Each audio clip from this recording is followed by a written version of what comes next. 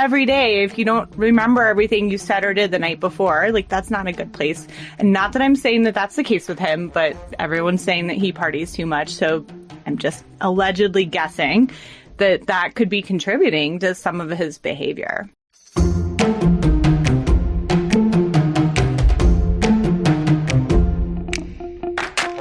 Welcome to Cocktails and Gossip, the podcast where we drink cocktails, but you better believe we're going to spill the tea.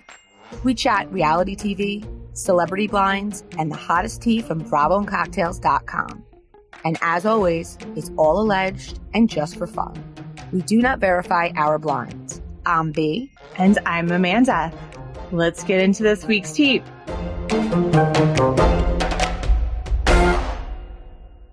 I don't know about you, but it feels like life is constantly throwing curveballs at me, and I'm always looking for a way to de-stress naturally, aka not always turning to the wine, which is why I want to tell the cocktailers about a brand I love called SocialCBD.com. I've talked about their topical products, but I wanted to update you about some of their other products. I've been trying Social CBD's Peppermint Isolate CBD drops in the evenings as a way to kind of naturally chill, and I've noticed a difference. I'm finding myself to be a bit more calm, but I'm also sleeping better. Check out their new Social CBD body care line that features high quality skincare ingredients, and their new bath salts offer 400 milligrams of CBD per bath. Cocktailers, use our code GOSSIP to get a free product when you buy one at socialcbd.com. That's socialcbd.com and use code GOSSIP to get a buy one, get one on all of their items. Enjoy.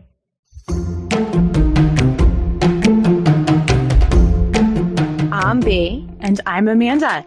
Let's get into the week's tea. So starting out with Summer House, which we know is filming right now, we heard a little treat about our favorite Italian. So I know that all fans were shocked when they found out that Andrea was not returning. And, you know, exclusive to our podcast, we shared that he wasn't returning basically because they wanted him to be the single Italian lover boy, and he's in a relationship, and he was not willing to, you know, represent himself that way. So they didn't have him back full time. We didn't know if he would make an appearance. I can confirm, and I know we posted this to the site, but I can confirm that Andrea filmed a couple weeks ago with the crew and the cast. And, you know, I don't want to get too excited. I think he may make another appearance. He is launching a brand, and summers he likes to travel to Italy. So I think we can hope to see him, you know, maybe one other time. But listen, I'll take what I can get. I'm sure all the fans will take what they can get of our favorite Andrea. So, you know, a few seasons ago, we saw Danielle. Remember, Amanda, when Danielle was like, she popped in a couple weekends? Mm-hmm. Yeah. And I actually think that may have been Paige and Hannah's first season. And they, you know, I guess we took it as a demotion, whatever it was. But the following season, I guess they saw the value in her, especially, I think we all see Danielle as the level-headed, you know, the yin to Lindsay's yang, and she's just a good fit for the house in general. She's a good sounding board for the OG cast, and she's been that way even for some of the newer cast members. So, you know, here's hoping that they see that value in Andrea going forward. Yeah. I mean, and you know, he can go to Italy in June. I don't think they start filming until July. So here we are kind of helping Andrea figure out how he can do both.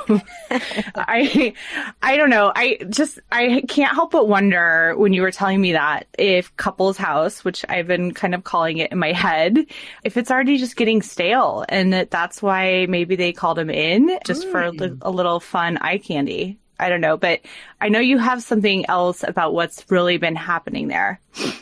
Yeah, so I have to be vague here. Obviously, they're filming, and, you know, my sources don't want me to spoil the whole caboodle. But there's some unusual drama between people who are close. So, like, when I hear that, where does my head go? My head goes to Carl and Lindsay, maybe having issues with Amanda and Kyle. We saw some tension at the reunion. And now that Carl and Lindsay are a couple, I can very much see that changing the dynamic of that, that foursome friendship, right? Because, Kyle and Amanda were like a team. And when Carl and Lindsay were just friends, they had like separate relationships with, they all had separate relationships. Now it's like 2 and 2. And I can sort of see Lindsay's influence on Carl being like, I mean, listen, let's face it. Amanda said, and I know that Kyle was very unhappy. I made a post. I don't know if you remember. And Kyle like commented on it. Like, that's not what she meant. But, her tone was her tone. And Amanda basically said, Carl works for us. And that is not something that Lindsay is going to tolerate. So if that's a vibe, I could definitely see their dynamic having tension, because Lindsay is not going to tolerate her boyfriend being treated as a worker. Where I think Carl like has a good sense of his value and knows that he's valued, I can see Lindsay taking issue with even the slightest. Does that make sense? Yeah, but I also, so kind of building on what you're saying in my head as you're talking about this, Carl was sort of that respected voice of reason last season because he was unattached too, right? And so I feel like he could go in and talk to Kyle and be like, Kyle, you need to calm down. Or, say like, to even to Lindsay, like, are you doing okay? And now that Carl and Lindsay, I mean, Carl, as a good boyfriend would, is probably going to defend Lindsay in situations where maybe before he might not have. And I could see that causing some issues. And then also with Amanda having her friendships with, being closer with the other girls, with Sierra, and I'm not sure if Maya's there this summer. I think she is. She's there. And Paige. Yeah. With all of them, I could see there being some kind of ganging up on them as, or from them, possibly on Lindsay, especially if Danielle isn't around as much. So, I could see that causing some more drama, perhaps between Kyle and Carl. And maybe that is where that unusual drama is happening, because we've never really seen it between Carl and Kyle. And it makes so much sense because last season, as you said, Carl's storyline was more like the supporting actor, right? He was supportive to Lindsay. He was really supportive to everyone else's storyline, but his storyline was basically like, I'm clearing my head this summer, settling into my sobriety, and I'm taking it easy. Now, when you're in a relationship, good, bad, whatever it is, every relationship has their moments, especially sharing a house with a bunch of people, some of which you have, a bad history with, some of which are close friends. So Carl very much has his own stuff happening. So he's not just going to be, the fall guy for everyone else's drama. Right. I also, it was Amanda's birthday, and so many of my followers messaged me like, why hasn't Paige to wish her a happy birthday? After the fact, like the next day, Paige did wish her a happy birthday, but it was very much just like a shout out, like, happy birthday week, Amanda. It was not, I don't know. It wasn't like gushy or like, it led me to believe that there could be some, listen, I'm sure Amanda's caught in the middle, right? To your point, it's like the newer versus the OGs, and Amanda's right in the middle of that. I did see that Sierra and Maya got Paige a gift. So again, maybe Lindsay got her own gift, but she wasn't included in that. So, drama can be between any of the women, but something tells me that our initial hunch is right, that it's between the couples. Yeah. And then, of course, you have Craig, who's popping in and stirring stuff up as he does after a couple cocktails. So, there's that too. Yeah, I also just wonder about the friendship of Amanda and Paige, because Paige has been pretty open about the fact that, she's just really, and in her confessionals and stuff on the show, that she's there to be Amanda's friend, and that she, has expressed her doubts about Kyle. And so, now that Amanda and Kyle are married, perhaps there's some tension coming from some of the things that Paige has said, where Amanda's like, I need you to shut up publicly and support me. So who knows? Which I think that Paige would totally do. But like, you can't put a rabbit back in a hat, right? So right. Kyle Kyle definitely feels some sort of way about Paige. I mean, I'm sure they have a friendship, but you know, he saw what she said and he saw all those conversations, and his opinion on her is that's going to affect it. Whether she says, no, you guys are great now and I no longer feel that way. It doesn't matter. You said it, right? So yeah, it's confusing. And I know we all have like our friends and then they get involved in relationships and where we're sort of friends with both. So we've all in real life dealt with these situations. And when people get married, relationships change. It's just from boyfriend to husband, wives, maybe Amanda will be more protective of stuff. I personally wouldn't be willing to share with those girls if I were Amanda, because it's her decision. She's an adult. So, right. It's a television show, and I venture to guess that if it were real life, they would have less of an opinion. I really do feel that way because, ultimately she's a big girl. She makes her own choices. So, but because it's TV, obviously I'm sure production pushes them to, make it a little juicy. So I don't know. I'm interested to see. I think there's going to be a lot of tensions there. There was a lot of stuff at that reunion that was not tied up with a bow. Yeah, for sure. It didn't seem like there was a hug it out moment, really, like there usually is. And we even saw after the fact, like they very much went to dinner separately, and Kyle and Amanda were not included with the younger ones. It's weird. And, I think I have a lot of respect for Kyle. I actually listened to a podcast. I can't think of the name of it, but it's like a finance guy, right? He's an incredibly intelligent dude, Kyle. And he came on the show and he really worked it to his benefit. But I think that gets old, right? So nobody wants their housemate. It's like, he's not Captain Lee, right? He's not superior to them. However, the way it's structured, he has been made to feel that way, or he just feels that way. So, I think that there's a lot of layers. It's funny because Summer House was like so frivolous, and now it really, like, there are so many different layers to these real relationships because they really all do live in New York City, and they really all do hang during the year and like all of these things. So what started as like just like a frivolous fun, like from the first season, is very layered and complicated because they're all intertwined, and there are marriages are intertwined, like the whole Hannah thing. Like Paige is in business with Hannah, right? So there's so many different sides to all of this. Marriages, businesses, all of that kind of stuff. Yeah. So moving over to Jersey, we've been getting a bunch of emails about what's been going on behind the scenes with Jersey and stuff about some of the new girls. And then we've been hearing about some of the drama. And what I love is we kind of hear about it from both sides, and we don't know in most of the cases kind of who is sharing this stuff because we get this stuff anonymously. But maybe you can kind of share with the cocktailers a little bit, break it down for us. Yeah, so this was a wild week in regards to Jersey stuff. And it was hard because I saw some other people like questioning it, and I really wanted to save it for the pod because it's something that, now that I have a podcast, which I was so opposed to, some things are much better, much easier to communicate like verbally than posting about it, right? Because sometimes just posting stuff seems skewed. So we receive information from both sides. We get information that a close childhood friend of Marge is very mad at her. So the only detail we're given is that the woman wanted to get on the show, and the woman is claiming publicly, or, she wants it to be public, that Marge put the kibosh on that.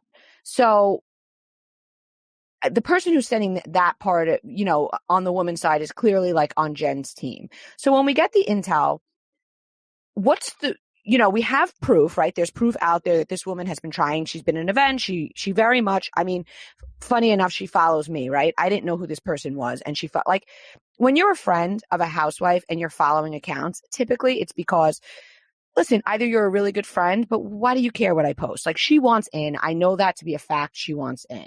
Even the reason she's mad, saying it's because Marge stopped her from being on, shows that she wants to be in. So Marge is the one bringing her to all of these events. The other side is saying, like, Marge pushed for her to get her on. And we know that Marge always has Lexi on, and a lot of her friends invites them. So, and Lexi is not the friend that we're talking about. Lexi, right. Assistant. And, right. She sort of was like a friend of for a couple seasons. She never really took a larger role. I don't know if she wants a larger role, but listen, if this woman, this childhood friend, is great friends with Marge, why wouldn't Marge want her to join as an ally? I mean, it would only make sense. So none of the emails name anything else that Marge has done to her. Okay. None of the stuff I've seen. The only thing is that this woman is claiming that Marge put the kibosh on her getting on the show. Okay, what big egregious thing did Margaret do to you? Right? That's what I'm looking to hear, because there's nothing else there. So either the two stories, either this woman reached out to Jen and Teresa, or Jen reached out to this woman. In either event, Teresa and Jen met up with this woman. One side, says she called her. The other, okay, so whatever it is, they met up with her. Teresa wants nothing to do with this. Her and Marge are on great terms, as we've discussed in, previous pods. Louis made sure that he buttoned that up. The last thing he or Teresa want is any drama surrounding them. They want a good edit. They want to focus on their wedding. So whatever the situation is with Marge's childhood friend, Teresa is out. She's not bringing it to light. She's not interested. As she told Marge as much from what I heard. Like, basically, your friend is saying this. I want you to know that I am not touching it, right? So, that's another, solidifying her and Marge's friendship for the season, right? Because, as we know, housewives are friends for a season, and then we reevaluate if we're going to be friends next season. I think we've all learned that. Now, especially with these ladies. Oh, yes. Oh, yes. Now, Jen, on the other hand, and this makes sense, right? She never really forgave Marge for outing her affair. I don't think anyone would expect her to. I don't think that's something that the average person would so easily forgive, right? So, sadly, what I'm hearing is that we're continuing to see cracks in their marriage. Now that this is out, production is going to capitalize on it. People like mess. We do.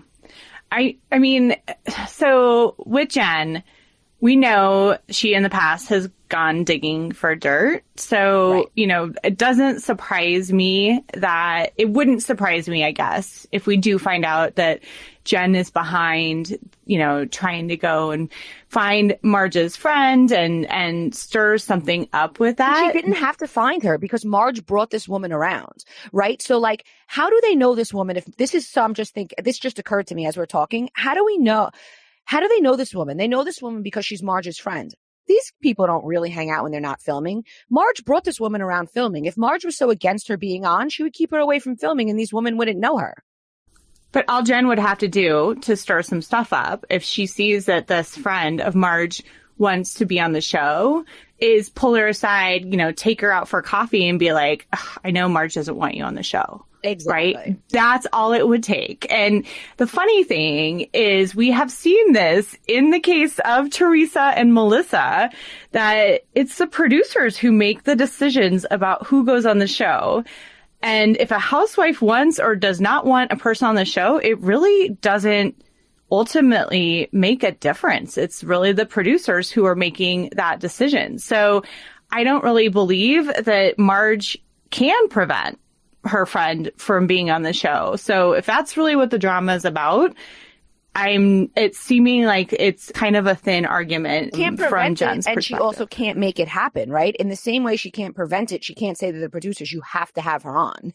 So, right. She can introduce, obviously she has the power to introduce her friend. And then from there, it's up to her friend to get herself on the show, do something that gets their attention. And for me, I have to be honest, I think that if all it is this woman spinning it, that it was Marge's fault that she's not on the show, that's some bullshit. That is that's not a good friend. That's a very stupid reason to give up. We're not talking, this is a childhood friend, right? This is like family. This is like, they're very close. So if that's what it is, and it's just, so the other thing is the side that's, preferring Marge's whatever side of it is saying that the woman knows that Marge didn't put the kibosh on it, but she's just doing that narrative because this way she doesn't have anything. If she had Right. something like Marge slept with her husband or Marge made a bad business deal with her, you don't think this woman would shout it out to every blog?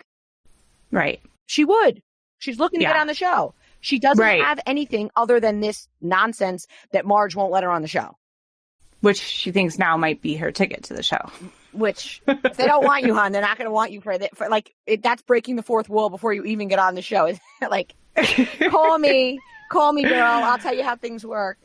I just think too, like with Jen, I can see just as little as we know, because we're not there, obviously, that if Teresa's busy with the wedding and Teresa is now friends with Jackie and Teresa has even become, like cordial with Marge, then Jen's going to be feeling really kind of threatened too, because she's kind of losing her ally and is looking to kind of stir it up, I'm guessing. And what would be better for her than to have somebody who flipped on Margaret join the team? Right, exactly. Yeah, but so then we're hearing that the new girl, Danielle, has been very polarizing. This is what I'm hearing. On the flight home from Dublin, I'm telling you guys, cocktailers are everywhere. And it was hard for me to save this one because it was so time sensitive because I didn't want someone else to say it. But there was clearly a rift between the new girl and Marge. And I think Dolores too, because Marge and Dolores were kind of yucking it up about how they don't like how she operates. And they were openly saying this on the flight. And, try as she might to make Jen and Teresa her allies, they like her, but there's no history there. There's no real reason for them to go to bat for her because remember, at this point, they don't know if it's her who's going to be full-time or Jen Fessler or Rachel Fuda, right? So for them to go to bat for Danielle before she's confirmed full-time it wouldn't make sense for them. So, Teresa isn't in the hot seat this season. So that would be the only reason. We know how Teresa operates. If she was in a hot seat, she'd want a soldier. She's not in need of a soldier. So while she's nice to Danielle, she's not going out of her way for her. She's certainly not going to go against Marge for her. So if the word is that Marge isn't a fan of Danielle's, Teresa's staying away from that. I hear Rachel is sweet, but not dynamic. People think she's going to be a friend of. Jen Fessler, big personality. Essentially what I hear is it's between her and Jackie and Danielle for full time. So Jackie, I guess we'll see what happens on the editing floor. Nothing's confirmed, but we know that production's having second thoughts on demoting Jackie. So she did something. And, we spoke about the rift between her and Melissa. I think they probably patched it up, but something went down between her and the ladies for her to be getting this second chance. Well, and we know so much of the show. I mean, Andy says it too. So much of the show is in the genius editing. I was watching Beverly Hills and just Garcelle's reaction shots, just her faces. Yes. I was thinking the same thing this week with our faces. It's so good. And I love it because I'm I think she keeps herself, I totally changed the subject, by the way, but she totally keeps herself out of trouble because she will make a face. You know exactly what she thinks, but she doesn't say anything. Oh, yeah. Right? It's like when Erica ordered that drink and when Erica was singing over Asher. Anyway, I'm totally going off subject, but she didn't have to get into an argument with Erica because her face said it all. And then, flash to the confessional where she puts it in words. Right. And that's the thing is so much of this happens with the editors and they catch all those little moments that maybe the other girls don't. And then, things can be put in a little bit of a new light. Which is why reunions are always so fantastic. Right. It's exactly. The first time they're all together after seeing what actually makes it into the show. Well, and if what we're hearing a lot that Danielle is thirsty. I think the word I want to say desperate has been used. And if the girls are feeling that way, then the viewers are going to probably feel, and the girls know that, right? The OG housewives, they know that if she's coming off that thirsty on the show, she's probably going to come off that thirsty, or with them, she's going to come off that thirsty to the viewers too. So I don't know. I think it'll be good that we've got some new blood because I think, another episode about Teresa's love bubble is going to be kind of boring. I'm curious to see if there'll be a kind of, there's usually kind of a new wives versus old wives vibe. Mm-hmm. So it'll be interesting to see if that works or if they kind of try to mix in. So I don't know. I can't wait for all of the news to start coming in about this wedding too. Oh. I think we're going to get some really good. And while we're on that subject, some accounts posted a 4-part special. There's no confirm on that. That's not greenlit.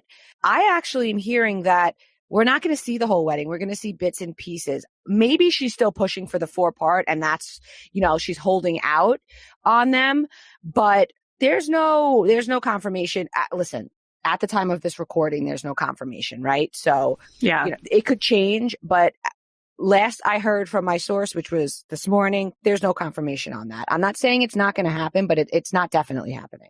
So I don't know why people are putting that out as if it's, it's going on. It's not. Well, and we have said this before, but I kind of hope that she doesn't get the spinoff because then that means she doesn't get editorial control of the content. And so if there is mess around this wedding, we will see it. So maybe that's hopefully why they're waiting to see what happens before they confirm it. But okay, so there's this story, we talked about it a couple weeks ago about some stuff happening in South Carolina.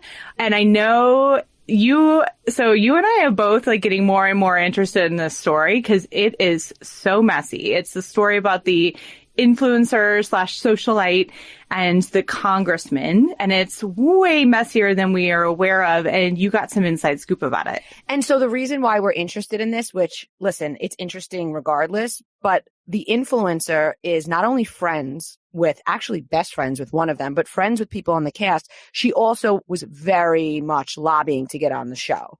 And I hear that's still a possibility and this may just help her. So, my Charleston people, they fill me in. This guy's now, if you're driving or whatever you're doing, you're going to have to pay attention because this is ooh. The influencer had an affair with the congressman. Allegedly, the influencer accused her husband. So the influencer's also married. The congressman is married to another woman. The influencer's married to another man. The influencer is married. She has a child. When she had the affair with the congressman, she accused her husband of kidnapping her. Okay. The daughter. No. Her, the adult. Oh, the influencer. Okay, the wife. Yes. The influencer. Yes. Word on the street is that the congressman was able to hold, and I have to say this, I don't know that much about the South. We all know I'm a big ass Yankee. I find it so bananas that people still have the power to do this. But word is the congressman held the influencer's husband. So the man she's cheating with held her husband in jail for a while. Then when he was released, he was placed on house arrest. The husband is apparently, so the influencer's husband is using social media to spread the word. He's even been on podcasts. I don't think they're big, well-known podcasts, but, my Charleston folk filled me in on them and I took a listen. So the guy recently, the husband of the influencer, bought a church and painted it bright pink for attention. Now, this is all very new because as recently as last month, the husband and the influencer, he was posting how wonderful the wife was, although they were estranged. She's decided to move to Miami. I guess she wasn't cast on Southern Charm. She figured, let's do the Florida scene. The estranged husband was saying he was moving to be close to her and their child. Now, here's the kicker. The congressman's wife was also close friends with the influencer when the affair started. She even let the influencer stay in her home with the congressman and her, not knowing this cheating was happening under her own roof. Fashion is such a big part of so many of our favorite reality TV shows, from iconic interview looks to reunions where the entire cast made questionable fashion choices. Let's not name any names, wink wink. We love the fashion of reality TV, which is why we love Tinsley Allison Designs, a brand you've seen worn by your favorite reality stars. They make clothing, accessories, and even items for your furry friends. All are handmade. Plus, many of their items are also sustainably made, as they take previously loved fashion items from high-end luxury brands and use that material to create headbands and other cute items. They also have the cutest caftans for summer right now. Our friends at Tinsley Allison Designs want to extend a special discount to the cocktailers. Use code BRAVO to get 25% off site-wide when you go to tinsleyallisondesigns.com. Shop tinsleyallisondesigns.com, tinsleyallisondesigns.com and use code BRAVO for 25% off. Happy shopping.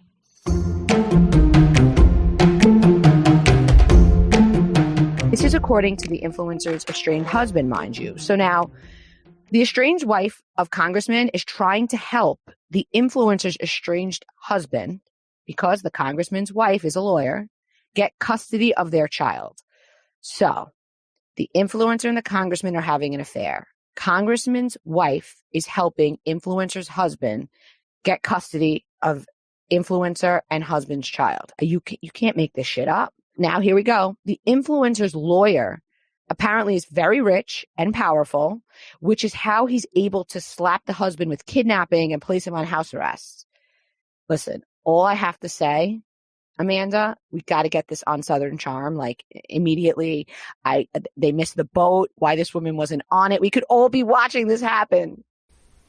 I mean, so I am getting like super, just like you are, super invested in this story, to the point where I watched a 45-minute long interview of Ron Rallis. I don't know how to say his. He's the wronged husband. So the socialite, her husband. And on this, there's this website called Fitz News, and they both talk very slowly. So I was able to watch it actually in about 25 minutes because I watched it on like 1.5 speed on YouTube.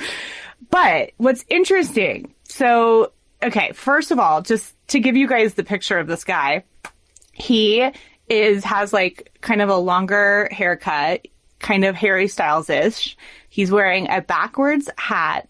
He is wearing a t-shirt that says Pool Boy on it, joggers, and Louis Vuitton tennis shoes. And then he brings a gas can, like literally, like, you know, if you run out of gas on the side of the road, like a gas can, and it's him and the guy who's interviewing him. They're sitting in two folding chairs inside this church, which not only did they paint pink, he painted it pink, and then he's calling it like the Trap Church or Trap House Church or something like that, and painted the words trap on it really big on the side of the church. God, so how sacrilegious. This guy, yeah. What's interesting, though, is that this guy went to this very conservative Bible college, and of course he has this very, he seems very, like, when I tell you if you are familiar with the South, like, men are generally in, like, polo shirts, golf shirts, button-up shirts. So this guy is not your typical Southern guy, and kind of gives off like Hillsong pastor vibes is sort of what I was picking up from him. I guess he built his career. This is all from his interview, by the way. So keep in mind, from his point of view, built his career on flipping churches. I guess the church is a piece of property that he built and then gave to a church for free to use for a year. The church moved out, and that's when he did this. So this wronged husband seems very much like a character. And this gas can that he brought to the interview is really interesting, which is why... What was the purpose of the gas can? Because he's saying that he's like lighting this story on fire, because what he says, and this is why I'm like, I'm giving you guys this scene just to take everything that he says with a grain of salt. Because he says that they were trying to keep this private, because I guess this has been going on for over a year. And the reason he finally decided to take it to social media is because he was worried that he was not going to get his daughter back and get access to his daughter. Because as you said, he got thrown in jail for, I think it's 5 months, or didn't get to see her for 5 months, was under house arrest for 9. And nobody is arguing with that. That is apparently, what actually happened. But in keeping it private, he just realized that he wasn't getting anywhere and that he was legitimately worried that he wasn't going to get to his daughter, because this congressman apparently comes from this old, very wealthy Southern family. And the story, at least according to this wronged husband, is that the politician has so many connections and that he was really using them against Ron. So the other thing, though, that's interesting is now that all this has been happening, the congressman has been pretty much disowned by his family, pulled out of the family will. Wow. The congressman has also been called publicly a liar by his own sister. Wow. He is not really denying the affair or showing any remorse towards his wife. So, I think it sounds like everybody is kind of, I don't know. Amanda, like, just listening to this and seeing how the congressman's side, like, granted, his family can disown him, but he still has the power in, the legal system there. Maybe the husband did all of this, like, craziness. Maybe he's not so crazy, but maybe he felt this is the only way he would get attention, because otherwise they would bury it. Yeah. I mean, I think that's I think he was getting small towned, Right, I think he was. So I tend to kind of believe the husband. I don't know that he has really done everything with the class that you would really want to see if you're this kid's daughter when you're growing up later, but I kind of understand it. If he's like, hold on a second, my wife goes and cheats on me and I didn't do anything wrong, and then I get thrown in jail, I get put under house arrest, I can't even go into certain parts of town because of this restraining order, so I can't go and check on my like flip houses, and I might lose my daughter just because my wife decides to go and cheat on me with somebody really powerful. So it's amazing this stuff still goes on. Like, this does not happen in present day in New York. I don't think. I don't know. If it does, guys, we want to know about it because we're going to talk about it. I want to know, though, the last time the congressman hung out with Thomas Ravenel, because something tells me they're buddies. Yeah, well, it's that name, that name, Ravenel, because it literally the bridge you see in all the pictures of Charleston, that is the Ravenel Bridge. I mean, it is like anyway, I'm sure they know each other. So, but speaking of Charleston and Southern charm, I cannot tell you how much I was cackling this week about the Insta drama between Austin and Chef Rachel from Below Deck. I feel like this guy just cannot stay out of trouble. I feel like this guy can't get out of his own way. I mean, He's not picking up how the game is played. So, Chef Rachel, she's a loose cannon. She actually, a couple days prior, had a tweet about Tyra Banks. We know she was on Top Model, and, Tyra is looking full figured, and she basically called her out, was like, oh, it's okay to be big, I guess. It wasn't when I was on. So people gave her a lot of flack for that. So following that fiasco, she calls out Austin. So there's some Bravo article about Austin's big meeting about Trop Hop, and she retweets it and writes, "Cheers to the most narcissistic twat on Bravo." So first Austin reaches out because she shared this. He sees it and he messages her and goes, "Rachel, ? What the fuck?" Because imagine you're just scrolling through and you just see somebody else from the network, not even a troll or a blog or whatever, actually someone from the network doing this. So then a Bravo exec reaches out, and Rachel shared all this. Not only did Rachel share it, but she also kept the Bravo exec's phone number and name in it, which that's not good. But she says, So the exec says, "Rachel, it's blank from Bravo PR. I saw your tweet about Austin from Southern Charm. Wanted to reach out. It's not in our best interest to have you saying negative things about other shows on the network. Each show and talent should support each other, or just not say anything at all." So Rachel responds, "Just make sure the drunk cokehead knows to not talk about me again." And then something else was said, but she cuts that off, and we just see the response from the PR rep at Bravo. "Understood, but it'd be helpful if I had a little more context. We can make sure he won't say anything again." Rachel writes, "He was in Tampa and Fort Lauderdale." There's a lot of typos and spelling errors on Rachel's part, so I'm going to try to, make it so that. "He was in Tampa and Fort Lauderdale where I live. We met up. What was actually good was I met his brewing team. We were all hanging out. He didn't like the fact that I don't party, and he was doing his whole thing, being an idiot. He contacted me a few days after. Then she cuts off, and we see the next part, which is Rachel says, the guy's an idiot. Even when him and Shep threw my bag on the floor at Upfronts while waiting to do dress rehearsals. The PR rep says, I hear you. It's rude and unacceptable. I'm sorry you had that experience with them. We'll have someone speak to him about it, but I would appreciate you removing this tweet since it was a personal incident. Well, she doesn't remove the tweet. She puts up a Muppet. She responds, don't make Fuzzy Bear involved. Please. Jim Henson had good intention with his Muppets. Or somebody posted that. Somebody posted a Muppet and she was like, don't diss the Muppets and compare them to Austin. So then she posts all this and she writes, I don't sit down, I stand up. I'm tired of the BS. I refuse to participate in BravoCon 2022. P.S. Fuck Below Deck. She went on to say that she's no longer going to deal with Bravo, all this stuff. And I mean, as you could imagine, we all witnessed this. It was made my night interesting.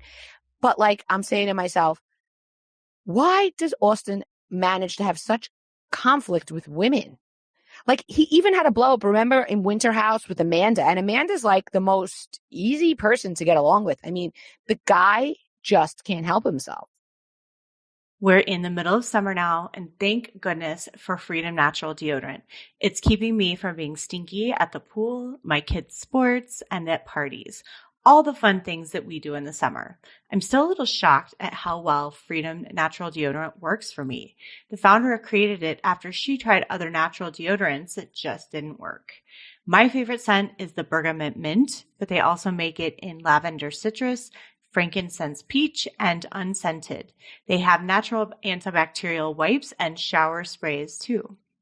Freedom products are aluminum-free, cruelty-free, chemical-free, vegan, and like I said, they really work. You can buy them at freedomdeodorant.com, and we got a special discount for our cocktailers. Use code GOSSIP for 20% off. So go to freedomdeodorant.com and use code GOSSIP for 20% off your purchase. Find your freedom today.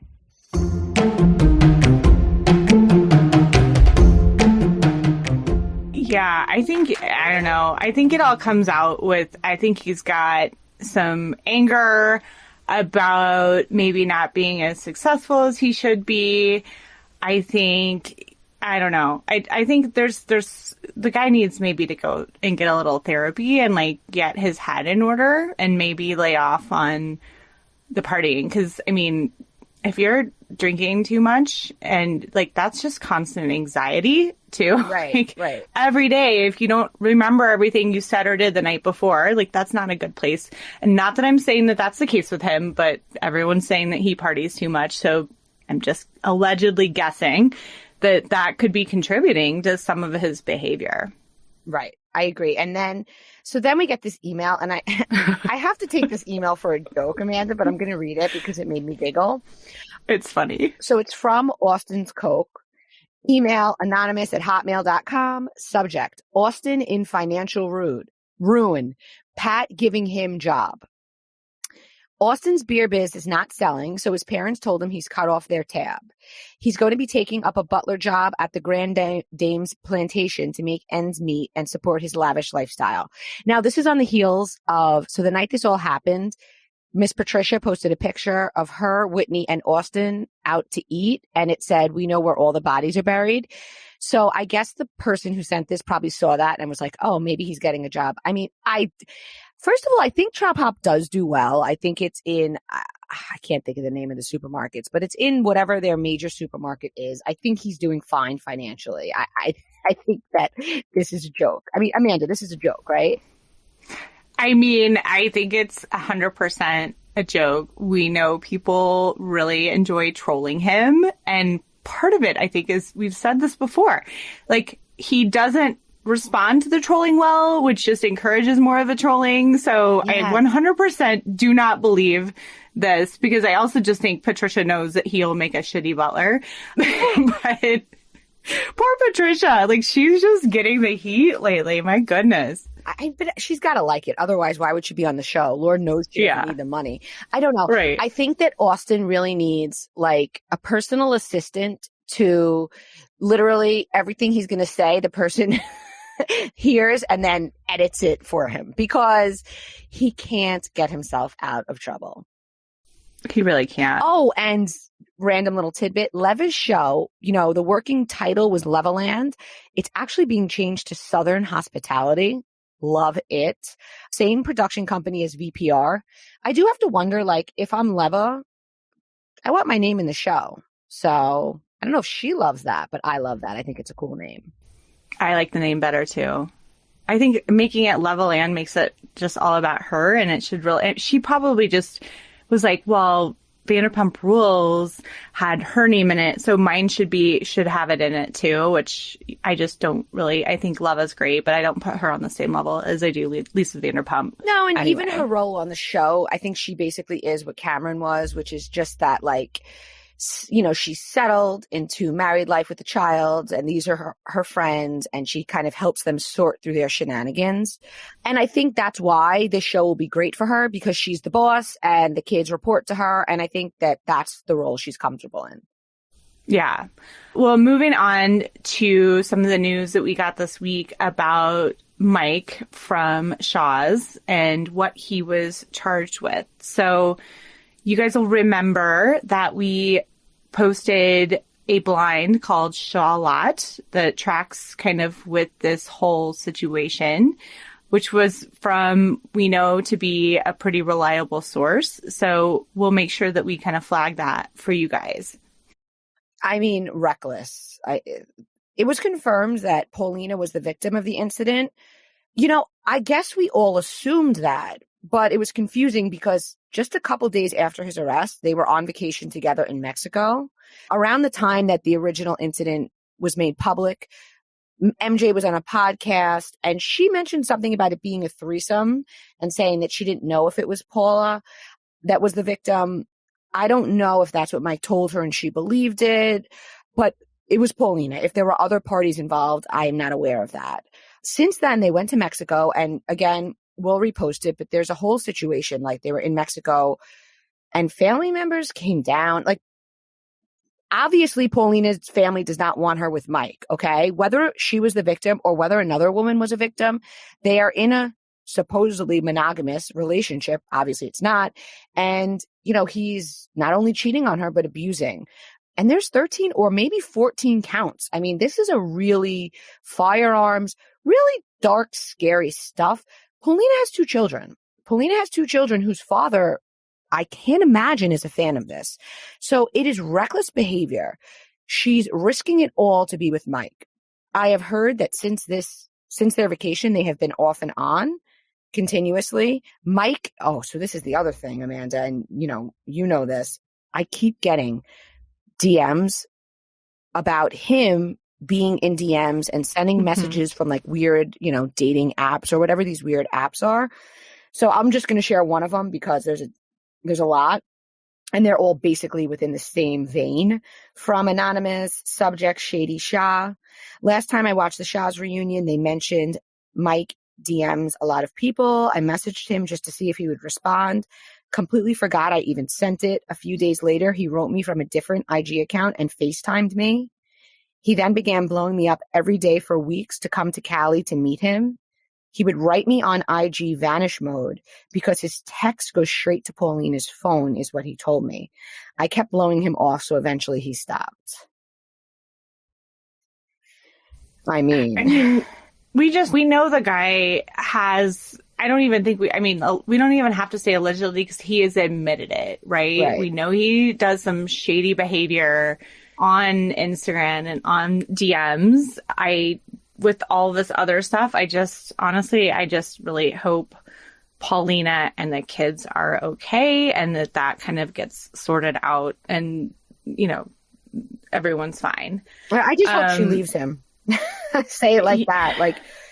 For her sake, regardless, right? Because even if yeah, I mean, even if the abuse claims are not, or charges end up not being true, just his shady behavior just says, probably not the right person for you, Paulina. Right. Yeah. And the rest of the Shah's cast, from what I hear, has completely distanced themselves from him. I mean, they want no parts of it. They tried for years, and it's obviously getting increasingly worse. So, this is like, he's got some real issues. And, listen, we wish everyone well. We hope he gets help. But Paulina, girl, you're in danger. Get out. Yeah. Okay, so moving on to Atlanta and the whole fight with Marlo and Kenya. I want to talk. I'm so curious because you and I haven't had a chance to talk about this, and we got some scoop on the real reason the trip was cut short, which makes it make a little bit more sense, because watching it before I knew that, I'm like, I don't really understand. Right. Why are we staying in the driveway for so long? This doesn't, like, somebody would leave or somebody would go back inside and be like, screw this, like, let's go have drinks. Like, the fact that they're sitting in the driveway was very strange. And this is a pod exclusive. We haven't posted it. We saved it for you lovely cocktailers who tune in. All right, so here it goes. From Blue Ridge, email driveway@blueridge.com. Subject, 2 hours in the driveway.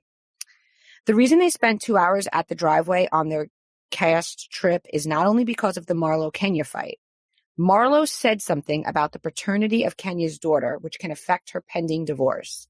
That's why Kenya was seen calling someone on the phone throughout the episode and talking to the producers throughout the episode. Eventually, Marlo did contact Kenya's ex-husband for tea. That was after the trip. We're going to see the aftermath of that later this season. That morning, an executive producer did test positive for COVID, so production was a mess, and eventually they cut the trip short. Not, the BS reasons that Marlo claimed. Also, when they film scenes at stores and restaurants on these shows, production arrives in advance to set up, clear up the space. When production arrives at the gem mining place, there were more offensive signs than what was shown on the show, so it took longer for them to clean up. All of these incidents caused the delay for 2 hours. So this is, two parts of this. They're explaining the delay. I don't know who over there, who on Atlanta likes us, Amanda, but I've been getting some good tea. And, the stuff we shared earlier in the season about Atlanta, we've ended up seeing on screen. So Atlanta fans tune in, boy, because I get stuff before it's shown, apparently. Thank you to whoever you are. I got to say, I'm just going to say this, and then I want to hear how you feel. I came into this so excited for Marlo. I am so disappointed. I'm just disappointed on so many levels. The Kenya thing being, she's always been cruel to Kenya. And now to do this when she is in a divorce, it is not a secret. This is not an allegation. Her ex-husband is difficult. Kenya has been very open. It reminds me of Bethany and Jason. And no one on that cast dared to make that situation worse for Bethany. Any woman, mother, not mother, you are a woman. You see another woman being treated wrongly by her former spouse, and you're going to make a custody situation difficult for her. I'm out. I am out on Marlo. No backsies for me.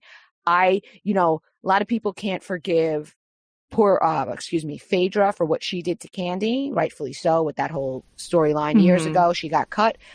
I think if this is true, if what we're reading and hearing is true, Marlo should be out on her ass. Done. I totally agree. I don't understand why she's gone so hard on Kenya too. And I get it. In the past, Kenya has done some real shitty stuff. But again, at this point, when Kenya is going through such a situation, for Marlo to be like a dog with a bone going after her, it just feels gross to me. And, I think there's that Phaedra situation you brought up. There's this Marlo situation. Why does Marlo hate her so much? Did I miss a memo? Is it just jealousy?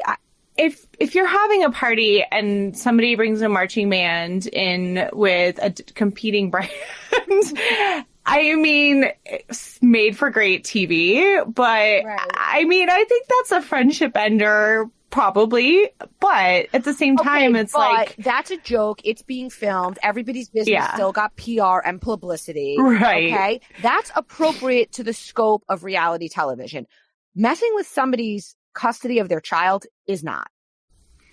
And if this is true, listen, I hope this is not true and we don't hear about this and it goes away. But, you know, as I said, whoever this is sending it, all the other stuff they've sent, we've seen on TV. So, well, and I mean, there's a million reasons that you and I have talked about never wanting to be like a housewife, but for, you know, this stuff gets real, and to be talking about it's just like when Vicky tried to put out that stuff about Eddie, Tamara's husband, right, being gay, and like the fact that they came back and they have a friendship, I still cannot quite understand or believe it. But, you know, I think the other thing, like, I don't blame Marlo for feeling the way that she did about Kenya kind of coming late and being shady about not staying in the same house. But I actually totally agreed with, I think it was Sonia, who was like, why even come? You know, like, this is supposed to be about Marlo, and this is supposed to be like, why even come? Especially when you know there's going to be a fight. So because production made her, come on. Yeah, you're right. They want them all there. I mean, you're right. Yeah, but I agree. And honestly, with Marlo, as a mother, I understand the need for a break, but I don't think that where I'm finding really hard to forgive is that she took in these boys. She made a big deal out of it. And, you know, they have had a really hard life, it sounds like, according to Marlo. Right. And that she would kick them out like that. And then shove them off on her sister, who works full time and has, I forget how many young children of her own. I'm sorry. Like 4. I'm so turned off by her. I think as a friend, I really never looked at her. I always took her for like the comedy and the mess she brought. Right. And now that I'm really getting to know her, I'm not for it. I'm not with it. Yeah. Those poor boys. I really struggle with this decision making on her behalf. So, and like, anyway. I don't envy production, because as we're having this conversation and we're moving into Beverly Hills, like, we both just said how it gets too real. And I feel like that's my complaint with Beverly Hills, is that it doesn't get real at all. So I don't know. There has to be a happy balance between like showing us what's really going on whilst also not messing with your co-star's custody. So let's read it. Let's hop into the blind that I posted. And you know, Amanda, we posted this before the season even aired, before there was a trailer. So I remember you and I guessing like, who's this about? Right. So now I'm going to read it and everyone's going to know who it's about, because it's quite obvious. Storyline shift. The West Coast housewife didn't suddenly develop a drinking and pill problem. Yes, she has a lot going on, but this whole narrative is an effort to take the focus away from her legal issues. Her acting a mess, drunk and disorderly, is an attempt to shift her storyline. Not buying it, allegedly. So, who's that about? I mean, I'm very much guessing this is about Erica. We just coming out of the episode where now I guess we're on like the 3rd episode, maybe, about it's not just Erica letting loose, but like Erica is having some problematic behavior. So her singing over it feels like such a call for attention. And I'm sorry, Amanda, I've been lit many times. I don't shout, I'm lit, I'm so lit. Like, nobody who's blacked out does that. You act like an absolute moron, yes, but you don't keep saying it. And your friend Rinna doesn't like go, oh my God, look at her. She's so, come on, enough. I know. And I mean, I have plenty of friends who have been on one antidepressant or another, and I mean, I don't know. Anne still could have drinks and then wouldn't go like insane. And it's just almost intervention with Erica and Mikey and Rinna. I fast forwarded. I'm like, I'm not watching this bullshit. Yeah. But when you said that about saying I'm so lit, you're so right. Because I was thinking that exact same thing when they're in Mexico, and then it just feels very put on. Like, you know, it would be funny if I sing louder than Diana's boyfriend at this party. Right. But one of the things about people who are used to conning other people. And again, I'm not saying anything about anybody, but magicians are very good at saying, look at this thing over here while I'm going to do my sleight of hand over here so you don't notice it, right? Like that is what magicians, that is quote unquote magic, is distracting people so they don't see what's really happening, and then they say it's a trick. So it's funny because I was thinking about that this morning, because I went down yet another rabbit hole, which is Crazy Town, and I shared it with you to be like, have you been reading this? So yes. Huge shout out to Bravo Ducking Bravo on Instagram. She does these like deep dives good. Such a good account. Oh my gosh. Love that account. But she like a detective. She checks all these public records and then has other people helping her. She had the Family Genie. My Family Genie. Also love her. Anything like oh my God, she finds people's family and like check her out. Two great accounts. Okay, so bear with me. This is another crazy rabbit hole, guys. But this person named Nicholas Phipps White filed 2 separate lawsuits this year. One was against Bank of America and Merrill Lynch, and the other was against a title company. So title as in who holds the title to homes. A title company, which was also allegedly involved in this situation. So both are regarding kind of the same situation. He's just suing 2 different parties for their different roles in it. So the first one says that Bank of America and Merrill Lynch were negligent for allowing Erica and Tom Girardi to misappropriate $27 billion that allegedly belonged to Nick Phillips White. That's a lot of money. Back in, it gets crazier. Just buckle in, guys.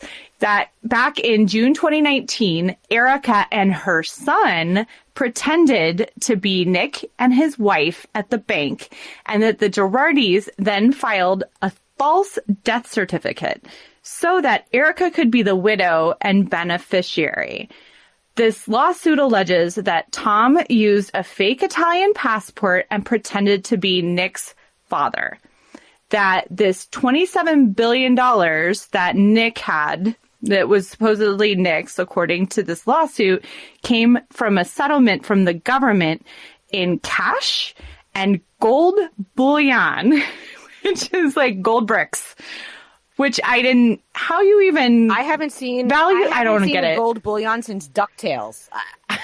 And it gold fluctuates daily. That part I don't, it makes me really question a lot. But anyway, that is the money that he says the Girardis stole. So it looks like, as Ducky Bravo did some digging, it does look like Tom Girardi did work with Nick Phipps White back in 2019 on a different case where Nick Phipps White publicly said, hey, Tom Girardi won me $6 billion back from this other deal.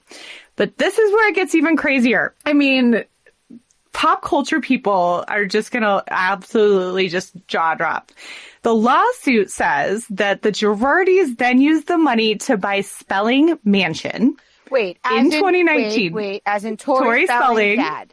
Aaron Spelling, Candy Spelling with the gift wrapping room. Creator and 90210. Yes, and it was known, I don't know if it's still to be, but it was known when it was built to be the most expensive piece of real estate in, I don't know if the US, but in California. So it's a very notorious, iconic piece of property. So they're saying that the Girardis did this under this LLC, and then Nick couldn't access the mansion because it was by the LLC who stole his money. So this could be the biggest case of identity theft that we've ever heard. So then the lawsuit alleges that the U.S. Department of Justice is somehow involved. And then again, you gotta love all the Bravo ties to this, that Mauricio Umansky, Kyle's husband, and Rick Hilton, Kathy's husband, were also involved in the escrow piece of the real estate transaction. And that's who the other lawsuit is against, is the title company. Then the lawsuit says Erica Girardi, using the fake name Erica White and Erica Salazar, accessed some of these stolen funds by using 25 debit cards, and that these debit cards helped fund her lavish lifestyle. The lawsuit asks for $1 billion in damages to be paid by the escrow company and for this Nick Phipps White's name to be put on the deed for Spelling Mansion. What is interesting, like I said, is that there is paperwork showing both Mauricio's company as well the agency and Rick Hilton's company listed on that transaction. Whether that is real paperwork, you and I, we just read about this stuff. We don't authenticate any of it. Okay, so continuing on, Nick says that with the money the Girardi stole, they also put some of the money into a trust, and that Nancy Pelosi, Adam Schiff, and Joe Biden were named as trustees on the trust. Stop it. And that Bank of America had knowledge of the fraud and didn't do anything to stop it. So the lawsuit asked for $16 billion from Bank of America and $11 billion from Merrill Lynch. So there's so much that's so weird about all of this. I don't think that the allegations, jump in. Okay. Guys, if this is true, there's so much to prove. I can't even wrap my head around. If this is true, Amanda, I'm just done. In a general sense, I'm just a robot and I'm going about life in a completely different way because this is batshit crazy. It is. And which is why I don't necessarily believe it, because I haven't seen anything that really proves that Nick had the $27 billion. Right. If there was anything about it, this government settlement, who knows? Here's what else is sketchy, right? So what's interesting is there's a lot of real people. If you can dig, and I highly recommend you do, go to this and go to Bravo, Ducking Bravo, go to their highlights, click on Nick Phipps White to read about this, because there's a lot of real people who are named in this, right? And while he was apparently born a billionaire, he also apparently lived in a downtown Los Angeles apartment that rents for about $4,000 a month. And his ex-wife lived in a house valued at $200,000 where in Los Angeles, which I don't even know what $100,000 can even get you anywhere in California. So anyway, check it out. It's very entertaining. Let's see what happens with it. I'm checking this out. I did see some of it, but I didn't go in depth. And you spoke to me yesterday and you were like, don't even go in. I want your reaction on the podcast. I'm like, listen, that was a great way to wrap this up because I really want us all to figure this out, because if this is true, I mean, gold bars, where are my 80s, 90s babies who remember DuckTales? That's the only time I've ever seen gold bars. And then we have the president of the United States, and we also have Mauricio and Rick Hilton. What? Oh, and let's not forget the Spelling family. The Spelling family. I mean, you guys, I think the key to this whole mystery is who is behind this LLC, who owns Spelling Mansion. Oh, because I forgot to even say this too. Nick says that he's still getting the bills for the electricity for Spelling Mansion. Oh my God. And then he's having to pay like $18,000 a month power bills for the mansion that he can't even access. So I don't know. This is so crazy. I don't know. But, speaking of Beverly Hills. I've never felt so normal in my life. I mean, the day that I get an $18,000, you better be able to get into that house if you're paying the bill. My God. So, okay, Beverly Hills.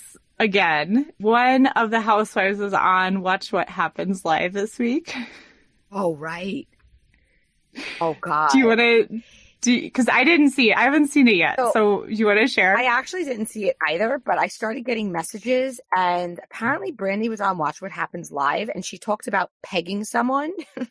So all my followers are like, who did she peg? So, I had to do a question box.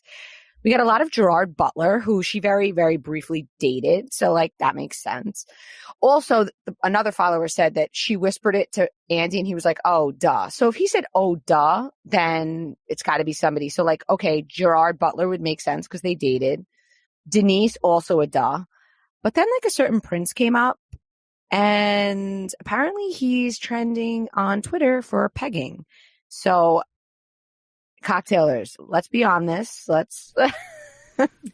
Yes. Let's see where this we need goes. your investigative skills. From now, guys. so this is your homework. Okay, guys, let's look into the Prince and Brandy and pegging. And next week, we'll follow up. All I'm going to say is the timing is quite interesting given her appearance and then this trending Twitter conversation about what's it called? Prince of Pegging, hashtag Prince of Pegging. And like both happened. And like, but within 24 hours, like within the same 24 hours. And Amanda, we do know all roads lead to Bravo. I mean, it's true. I believe this more than the mansion story. I think there's something shady about this mansion story, but I don't know that I believe that one. I'm just glad that you're not making me explain what pegging is. Guys, Google pegging. I am not comfortable. I'm not comfortable.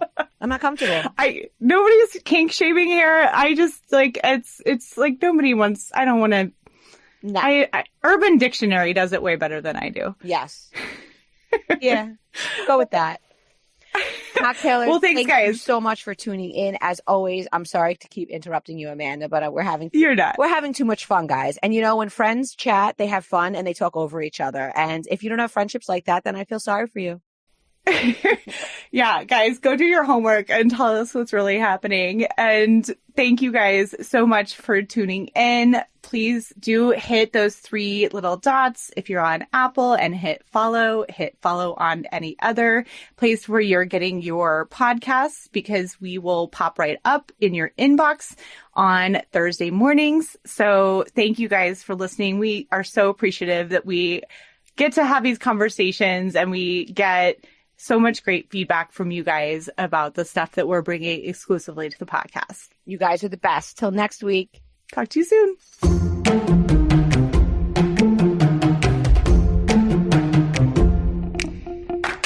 Thank you guys so much for listening. Just want to ask you guys a favor, just getting kicked off. So many people have been asking us to do this podcast. So please do subscribe. And if you've subscribed, go to your podcast app and hit those 3 little dots to share with your friends, but only friends who like good tea, because the ones who don't care about tea, then forget them. And don't forget, find us on Instagram at bravoandcocktails_, and check out the website because some great tea gets put there daily that would get us kicked off of Instagram. So thanks for listening, everybody. Bye, guys. See you next time.